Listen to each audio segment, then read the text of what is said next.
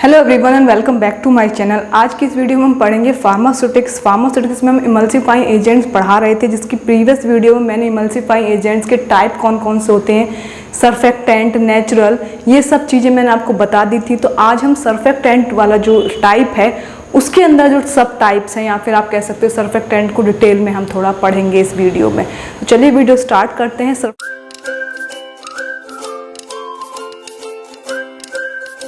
Surfactant का definition इससे previous video में मैंने आपको बता दिया था। सर्फेक्टेंट में आयोनिक सर्फेक्टेंट और उसके अंदर ये सारी चीज़ें हैं, उसके सब पार्ट हैं आयोनिक सर्फेक्टेंट के, alkalis soaps, metallic soaps, alkalis sulphates and phosphates, alkalis sulphonates, और इसके अलावा भी 2-3 कैटेगरीज और हैं जो कि सर्फेक्टेंट में आती हैं। तो we will start with anionic surfactant. ये क्या होते हैं? Anionic emulsifying agent in common use consist of soaps of alkali amines and metals, sulfated alcohols and sulfonates। क्योंकि ये एमल्सिफाइंग एजेंट की कैटेगरी में लाई कर रहे हैं, यानी कि ये आयनिक सर्फेक्टेंट की आप बात करो, अल्कलाई सोप की बात करो या फिर अमीन सोप्स या फिर ये जो कैटेगरीज है, इनकी सबकी अगर हम बात करें तो ये सारे इमल्सिफाइंग एजेंट्स के पार्ट हैं। तो इसलिए हमने एनायनिक इमल्सिफाइंग एजेंट यहाँ पर बोल रहे हैं इन कॉमनली यूज़ किया जाता है और कंसिस्ट करता है क्या? सोप्स किस किस के? एल्कलाई के, अमीन्स के, मेटल्स के, सल्फेटेड एल्कोहल्स के एंड सल्फोनेट्स के, ये कंटेन करता है। आगे इसमें क्या है? On dissociation. डिसोसिएशन का मतलब है अलग होना, ठीक है। और डिसोसिएशन जब होता है इसका, the long chain anion of the surfactant impart surface activity. तो जब डिसोसिएशन होता है तो लॉन्ग चेन एनायंस इन सर्फेक्टेंट के क्या करते हैं? सरफेस एक्टिविटी देते हैं, सरफेस एक्टिविटी प्रदान करते हैं, आप कह सकते हो प्रोवाइड करते हैं।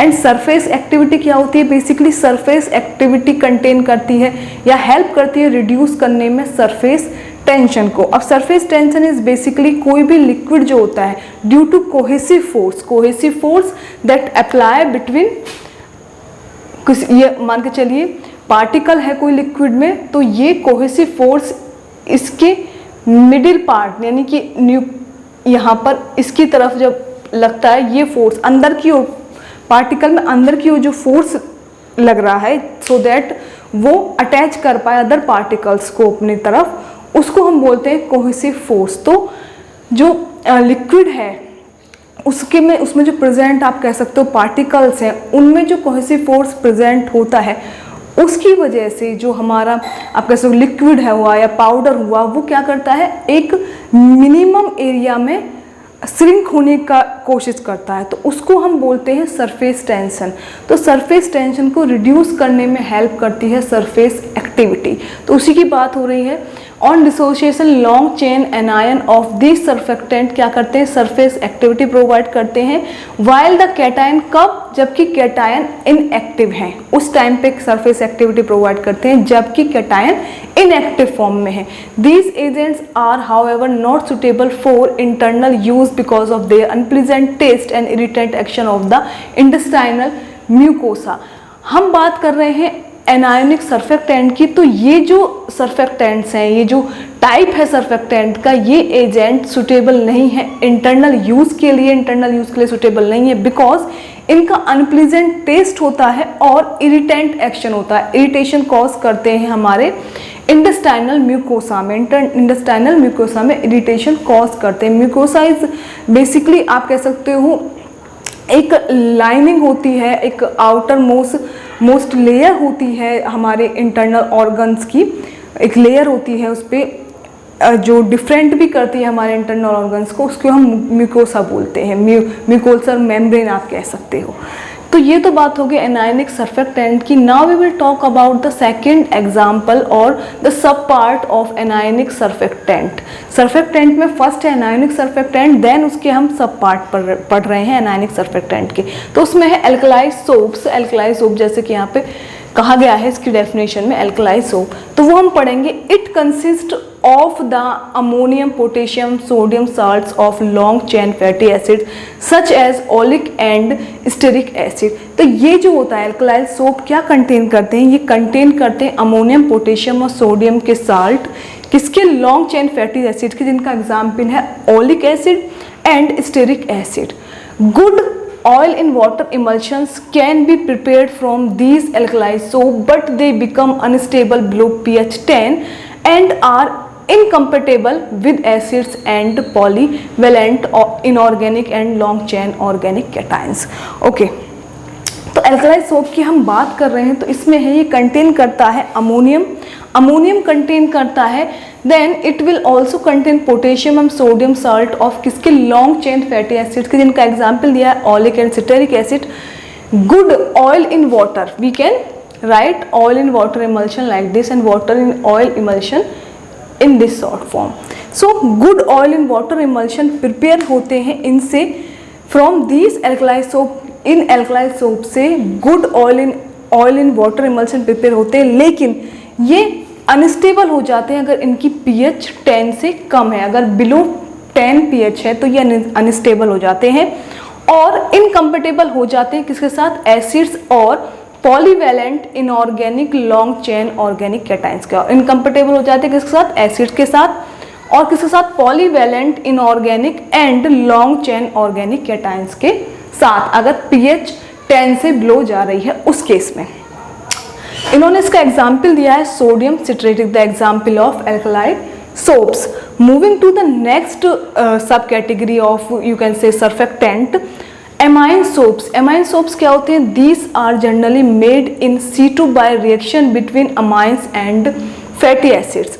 ये जो है ये फॉर्म आउट होते हैं, जनरली प्रिपेयर आउट होते हैं कब, C2 जब रिएक्शन हो रही है between amines and fatty acid में। फैटी एसिड और अमीन्स में जब रिएक्शन परफॉर्म हो रही है एट दैट पर्टिकुलर टाइम ये ऑप्टेन आउट होते हैं। जनरल तौर पे ये उस टाइम पे रिएक्शन जब परफॉर्म आउट हो रही है उस टाइम पे ये ऑप्टेन आउट होते हैं, ना कि एंड प्रोडक्ट ऑप्टेन आउट होता है तब ये बनते हैं। तो ये प्रिपरेशन जब रिएक्शन जब हो रही है तब ये बनते हैं या प्रिपेयर आउट होते हैं। तो C2 का मतलब है at the time of reaction, okay, या at that particular time. These yield oil in water emulsion and are generally less alkaline than alkali soap and more resistant to the presence of calcium ion and changes in pH। अच्छा, इनकी जो yield होती है oil in water emulsion, these yield oil in water emulsion and are generally less alkaline। ये yield करते हैं या obtain out करते हैं जब पूरी reaction perform out होती है, उसके बाद जो yield होती है वो ये yield क्या होती है, इनकी oil in water emulsion होते हैं और generally less alkaline होते हैं, कम alkaline होते हैं आमतौर पे। देन किसके कंपेरिजन में, alkali soap के कंपेरिजन में, जिसकी हम इससे पहले बात कर रहे थे उसके कंपैरिजन में, और मोर रेजिस्टेंस होते हैं, रेजिस्टेंस पावर भी उनसे ज़्यादा होती है किसके regarding, more resistant to the किसके, presence of calcium ion and changes in pH. किसके रेजिस्टेंस ज़्यादा होते हैं एल्कलाई सोप से, अगर कंपैरिजन करें इनकी रेजिस्टेंस पावर तो ये प्रेजेंस ऑफ कैल्शियम आयन के लिए रेजिस्टेंस होते हैं, और अगर पीएच में चेंजेस हो रहे हैं तो उसके लिए भी एल्कलाई सोप से ज़्यादा रेजिस्टेंस ये होते हैं। अब हम बात करेंगे थर्ड एग्जाम्पल या फिर थर्ड सब category of anionic surfactant, and the third one is metallic soaps. ये क्या होते हैं metallic soaps, these consist of the salt of divalent and trivalent metals such as calcium, magnesium, zinc and aluminum with long chain fatty acids. These are usually insoluble in water and form water in oil emulsion like calcium citrate. So ये consist करते हैं salt किसके, divalent और trivalent metals के। Divalent that you can say, divalents क्या होते हैं, die means to यानी कि दो बैलेंसी रखने वाले, और ट्राइवेलेंट यानी कि तीन बैलेंसी रखने वाले मेटल्स के, जैसे कि सॉल्ट होते हैं डाई और ट्राइवेलेंट, जैसे एग्जाम्पल उन्होंने दिया कैल्शियम, मैग्नीशियम, जिंक और एल्युमिनियम। किसके साथ? With long chain fatty acids के साथ, और ये यूजुअली इनसॉल्युबल होते हैं वाटर में और फॉर्म करते हैं किस टाइप का emulsion? Water in oil emulsion ये फॉर्म करते हैं। इसका एग्जाम्पल है calcium citrate is the example of this category that is metallic soap. Moving to the next category that is alkyl sulphates and phosphates. इसमें क्या है? These are the esters formed by reaction of fatty alcohols with sulfuric acid and phosphoric acid respectively। ये क्या होते हैं? Esters होते हैं date is formed, जो ऑब्टेन आउट होते हैं किसके रिएक्शन से? रिएक्शन ऑफ फैटी अल्कोहल्स किसके साथ? सल्फ्यूरिक एसिड और फोस्फोरिक एसिड के साथ रिएक्शन अगर हम करवा रहे हैं रेस्पेक्टिवली। फैटी अल्कोहल्स की रिएक्शन अगर हम करवा रहे हैं सल्फ्यूरिक एसिड और फॉस्फोरिक एसिड के साथ, तो ये उस टाइम पे ऑब्टेन आउट होते हैं और ये ईस्टर्स होते हैं। एग्जाम्पल है सोडियम सिटोस्टाइल सल्फेट। दीज फॉर्म, ये क्या फॉर्म करते हैं? ऑयल इन वाटर इमल्शन, लेकिन dispersions usually require a secondary emulsify agent to achieve adequate stability. लेकिन जो डिस्पर्सन है या फिर आप कह सकते हो एक good oil in water emulsion find out करने के लिए, इनकी हेल्प से आप कह सकते हो ऑब्टेन आउट करने के लिए हमको रिक्वायर होता है secondary emulsifying agent so that we can easily achieve the stability in our emulsion. तो वो हमको रिक्वायर्ड होता है एडिक्वेट स्टेबिलिटी के लिए।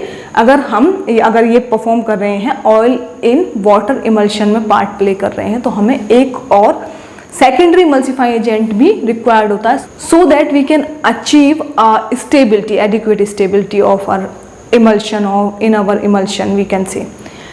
Moving to the next one, alkali sulfonates such as disodium diacetyl sulfosuccinate are effective wetting agent and form stable oil in water emulsion when supplemented with a secondary emulsifying agent। इन्होंने यहाँ पे example दिया है alkali sulfonates में, example है disodium diacetyl sulfosuccinate the example of this category. Are effective क्या होते हैं? वेटिंग एजेंट होते हैं। इफेक्टिव वेटिंग एजेंट होते हैं। वेटिंग एजेंट क्या होते हैं? उसका डेफिनेशन मैंने आपको बता दिया है।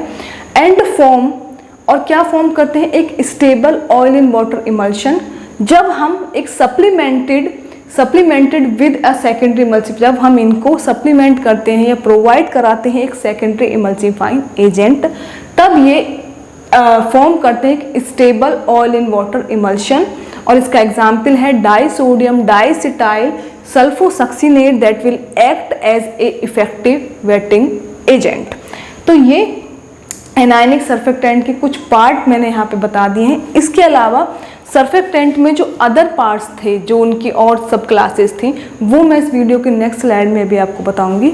So after alkali sulfonates, other categories, you can say other parts of surfactant category of emulsifying agents are cationic surfactant, non-ionic surfactant, ampholytic surfactant. Anionic हमने पढ़ लिया था और उसके सब पार्ट भी हमने कवर कर लिए हैं।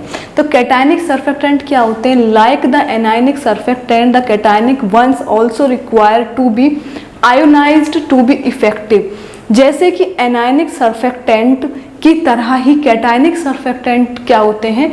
रिक्वायर करते हैं आयोनाइज्ड होना, क्या होने के लिए? इफेक्टिव होने के लिए। अगर इनको इफेक्टिवली एक्ट करना है तो ये एनायनिक की तरह ही पहले क्या रिक्वायर्ड करते हैं? आयोनाइज्ड होना। In aqua solution these dissociate to form positively charge cation which provide the emulsifying properties. Aqua solution में ये डिसोसिएट होते हैं so that they can form positively charge cations जो प्रोवाइड करते हैं emulsifying property in our you can say emulsion और formulation. तो same as the anionic one. Third जो कैटेगरी है सर्फेक्टेंट की वो है non ionic surfactant. These comprise the largest group of surface active agents that are used in emulsifying agent. ये जो होता है, ये नॉन आयनिक सर्फेक्टेंट जो है वो largest group of surface active agent comprise करता है या कंटेन करता है जो कि यूज किए जाते हैं एज ए इमल्सिफाइंग एजेंट। आगे है these have been extensively used to produce both oil in water and water in oil emulsion for internal as well as external administration।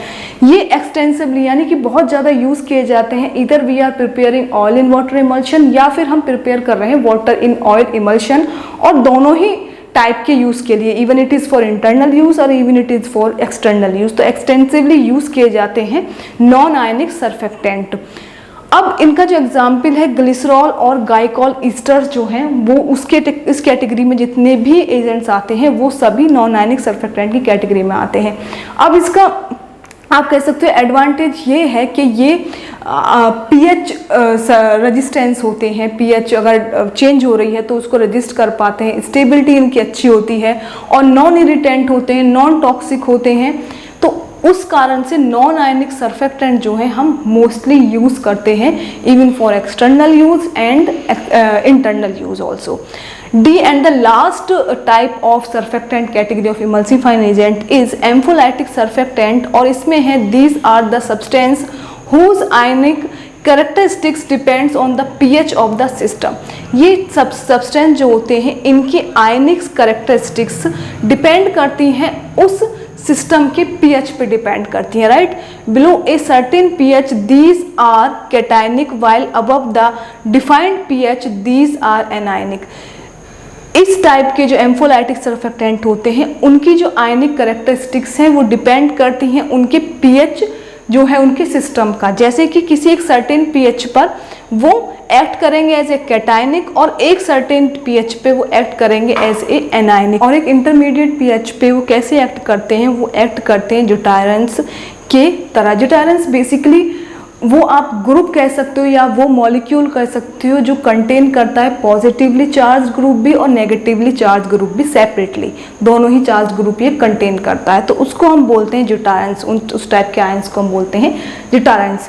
तो बहुत ही कम यूज़ है एम्फोलाइटिक सर्फेक्टेंट का, हम आप कह सकते हो हमारी फॉर्मुलेशंस को प्रिपेयर करने में एज ए एमल्सिफाइंग एजेंट्स बहुत कम यूज़ किया जाता है। सिर्फ इसका एक एग्जाम्पल है लेसिथिन जो कि यूज़ होता है so that we can stabilize intravenous fat emulsion. उसको स्टेबलाइज करने के लिए as a emulsifying agent lecithin use किया जाता है। और एम्फोलाइटिक सर्फेक्टेंट इतने ज़्यादा यूज़ नहीं किए जाते हैं फॉर्मुलेशन में या इमल्शंस में। नॉन आयनिक सर्फेक्टेंट ज़्यादा यूज़ किए जाते हैं। कैटायनिक के बारे में बता दिया, एनायनिक सर्फेक्टेंट के बारे में बता दिया, एनायनिक सर्फेक्टेंट के जो सब पार्ट्स थे उनके बारे में मैंने इस वीडियो में एक्सप्लेन कर दिया है। तो this is it for today's video, यानी कि इमल्सिफाइंग एजेंट के क्लासिफिकेशन में जो फर्स्ट कैटेगरी थी सर्फेक्टेंट उसको हमने डिटेल में पढ़ लिया है इस लेक्चर में। मुझे आप कमेंट बॉक्स में ज़रूर बताइएगा कि आपको ये वीडियो कैसी लगी। So thank you for watching this and thank you for your all love and support. Thank you very much.